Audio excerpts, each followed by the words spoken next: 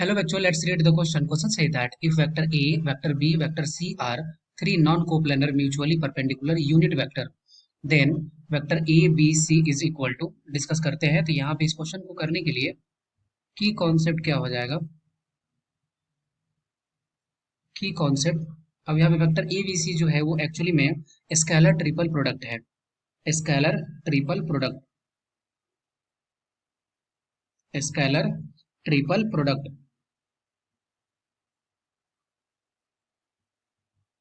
और इसका जो फॉर्मूला होता है वो क्या होता है? Vector A, vector B, vector C, और इसका फॉर्मूला होता है vector A dot vector B cross vector C. Okay, अब इस बेसिस पर अगर इस क्वेश्चन को सॉल्व करें तो हमारे पास क्या दिया है? बोल रहा है कि तीन वेक्टर है और तीनों नॉन कोप्लेनर है और म्यूचुअली परपेंडिकुलर वेक्टर है, यूनिट वेक्टर। इसका मतलब अगर कंसिडर करें अगर कोऑर्डिनेट एक्सिस में, तो तीनों अगर परपेंडिकुलर है तो यहाँ पे मान लेते हैं कि ये है वेक्टर ए, ये है वेक्टर बी और ये है वेक्टर सी। ओके, अब हमें क्या निकालना है? हमें निकालना पड़ेगा पहले vector B cross vector C. और वेक्टर बी क्रॉस सी का मतलब क्या है कि अगर हम लोग लिखते हैं vector B cross vector C, तो इसका वैल्यू किसके बराबर होता है? इसका वैल्यू होता है mod of vector B, mod of vector C, sine theta, sine theta. और ये क्या हो जाएगा? ये हो जाएगी यूनिट वेक्टर डायरेक्शन के लिए।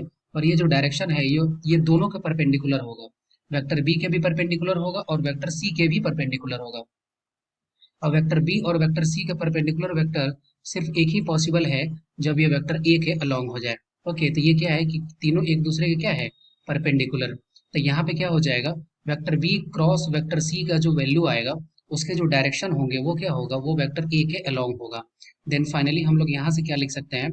यहाँ से भी ये हो जाएगा वेक्टर ए डॉट, और यहाँ पे अगर हम लोग यूनिट प्रोडक्ट अगर ले लेते हैं, यूनिट प्रोडक्ट, ठीक है, तो यूनिट वेक्टर, अब इसका डायरेक्शन जो है, इसका डायरेक्शन किसके अलोंग है? इसका डायरेक्शन है vector A cross vector B, इसके डायरेक्शन में है। तो इन दोनों के बीच में एंगल कितना है? इन दोनों के बीच में एंगल है 0 डिग्री। तो डॉट प्रोडक्ट का वैल्यू क्या होता है? डॉट प्रोडक्ट होता है mod of vector A, mod of vector N, और यहाँ पे क्या हो जाएगा? ये हो जाएगा cos थीटा।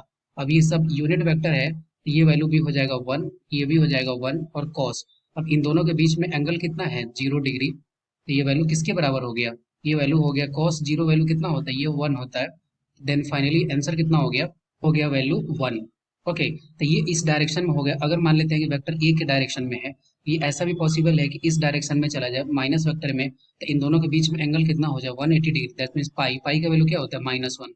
दैट मीन्स ये फाइनली अगर इस एक्सप्रेशन का वैल्यू अगर हमें जानना है स्केलर ट्रिपल प्रोडक्ट का, तो ये वैल्यू किसके बराबर हो जाएगा? ये वैल्यू बराबर हो जाएगा +-1। तो कौन सा ऑप्शन सही हो गया? Option A is the right answer of this question. I hope you will be understood it well. Best of luck, thank you.